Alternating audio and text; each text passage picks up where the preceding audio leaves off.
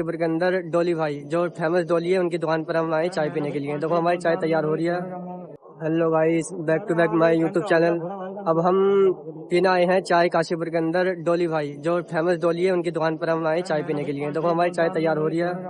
रियासत भाई और हम आएंगे। रियासत भाई देखो आएंगे, ये चाय बननी है यहाँ पर। डोली भाई की बहन पाव हुई है इस टाइम और हम है काशीपुर की जगह। देखो ये है रोड। और अब चाय बन जाएगी तो उसके बाद दिखाएंगे हम चाय पीते हुए। चाय बनी गई बल्कि ये देखो चाय गई भाई। ये देखो रियासत भाई चाय पीने लगे और हम चाय पीने हैं।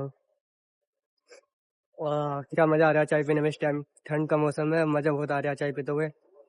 और जिसको भी चाय पीनी है काशीपुर माँ इनकी बहुत फेमस चाहिए यार। देखो अरे चाय पीने के लिए